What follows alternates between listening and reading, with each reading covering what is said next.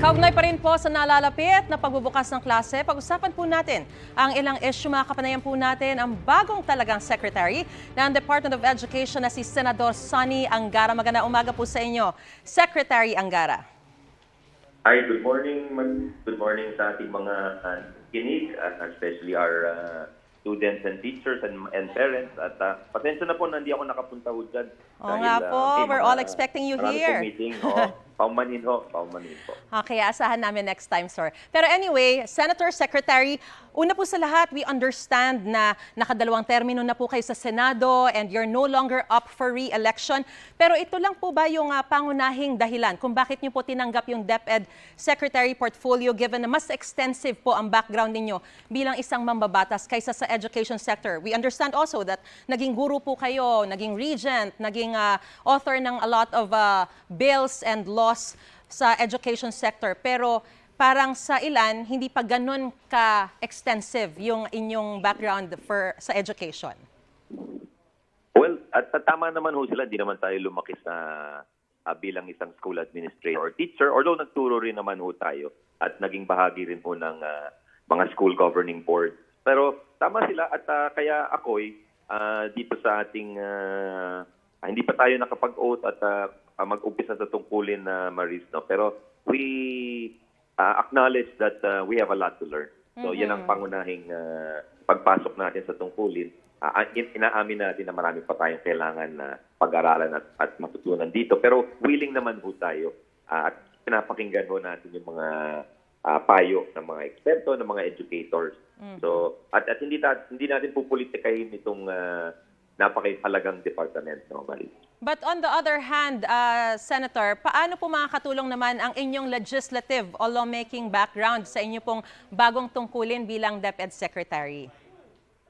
Malaking tulong yan dahil magiging maganda yung koordinasyon natin sa ating mga mambabatas, particular na pagdating sa pagpapasa ng ating budget, taon-taonan, tapos dito sa koordinasyon sa mga batas na pinapasa ng Kongreso. Hopefully, magiging smooth na yung ating paggawa ng mga implementing rules at dahil ang Kongreso nga yung pinakamataas na policy-making body, talagang susunod tayo dito at dito tayo galing at tutulong tayo pag kailangan nila ng research or supporting documents dito sa kanilang mga pinapasang panukala, ready naman tayo sumuporta.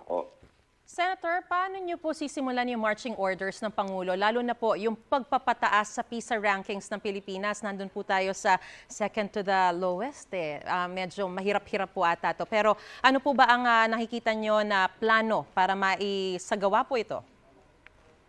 Well, ang PISA ratings ay reflection po ng kalidad ng ating edukasyon. Yung ating direction ngayon ay yung pag-streamline ng ating curriculum o gawing mas simple. Dahil dati nakafocus sa napakaraming subject at tinatawag na competencies.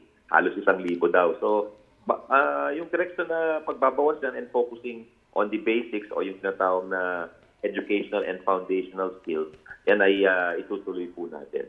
So, yan yung pagbabasa, yung focus on reading and mathematics and science. Yun ang magiging focus natin at papalakasin natin yan dahil yun talagang pundasyon ng ating educational system. At kaugnay po niyan yung streamlining ng curriculum dahil para makafocus po yung mga estudyante doon sa talagang pinakamahalaga like the reading, comprehension, mathematics and science. Tama po yun. Yun talagang magiging focus natin. We will see how we can further simplify it and then improve the quality of our teaching. Titingnan din natin yung teacher's education natin dahil hindi ko mo teacher na yan ay hindi na kailangan mag-aral. Bahagi ng professional growth ng isang guro yung continuing education din niya. So we have a teacher education council at titingnan natin kung paano natin mapapaganda yung kanyang operasyon. Senator, malapit na magsimula yung pasukan at sabi niyo po nung makapanayam din po namin kayo, isa po ito sa magiging priority ninyo. Paano niyo po i-address yung kakulangan sa gamit, gaya ng mga libro, yung mga textbooks, classrooms, and teachers as well?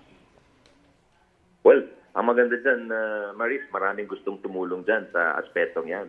So maraming sa pribadong sektor, gusto na mag-donate ng mga classroom.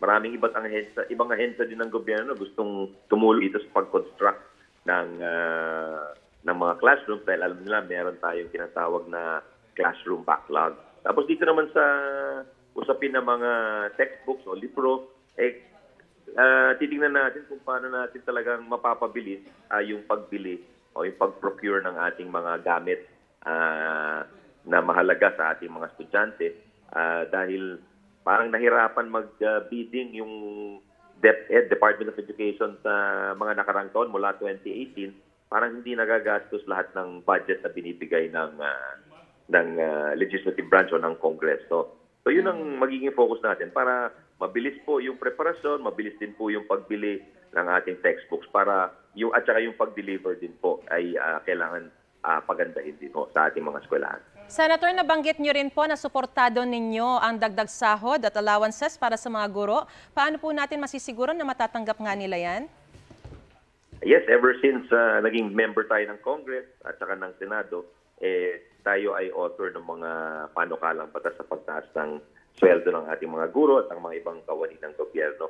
So ako, alam ko pinag-aaral na talaga ng mga ahensya ng pananalapihan dahil sa dami ng ating mga guro at sa dami ng nagtatrabaho sa gobyerno sa ating mga public schools, kailangan talaga ng malaking pera ho dyan. Pero I'm confident under the Marcos administration, magkakaroon tayo ng pagtaas ng sweldo ng ating mga guro. Alright, Senador, may ilang pa pong tanong online ang mga kapuso natin. Talagang inaabangan po kayo eh. Babasahin po yan ni Susan Enriquez. Ate Sue. Senator, good morning po. Yeah. Good morning, Susan. Yes, Senator, tanong po ni Raima Blight. O Blit, yan. Sabi niya, pwede bang tanggalin yung K-12? Nako, pasakit masyado sa buhay kasi gugugulin lang ng mga bata yung sobrang haba ng panahon sa K-12. Senator, Secretary.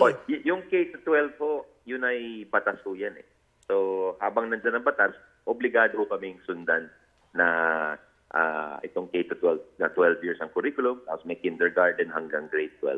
Ang nangyari dyan ay may konting mga aberya sa implementasyon ng K-12 sa nakaraan at yung pinangako na makakakuha na ng trabaho, yung ating mga K-12 or senior high school graduates, parang hindi pa nagiging realidad. So yan ang dapat ipukpok pa rin natin. Ayusin natin yung curriculum nung grade 11 and grade 12 na talagang yung tinuturo dyan ay yung mga makakapagbigay ng trabaho sa kanila at bukod sa kanilang personal growth, nandiyan yung kanilang professional growth and potential na makakuha na ng trabaho. At the same time, dito naman sa side ng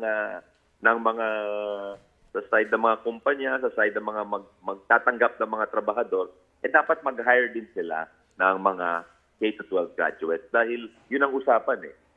Dito sa parte ng education sector, magpo-produce kami ng mahuhusay na mga graduates. Pero sa parte naman ng employer sector, sabi nila, tatanggap kami pagka ang mga job description ay simple naman at hindi komplikado ang trabaho, dapat suficiente na K-12 graduate na ang bata. Okay. Maraming salamat po, incoming DepEd Secretary Senador Sonny Angara. Magandang umaga po sa inyo. Maraming salamat. Magandang umaga po, Marisa. Mga kapuso, para una ka sa mga balita, mag-subscribe sa GMA Integrated News sa YouTube. Sa mga kapuso abroad, subaybayan niyo po kami sa GMA Pinoy TV at sa www.gmanews.tv.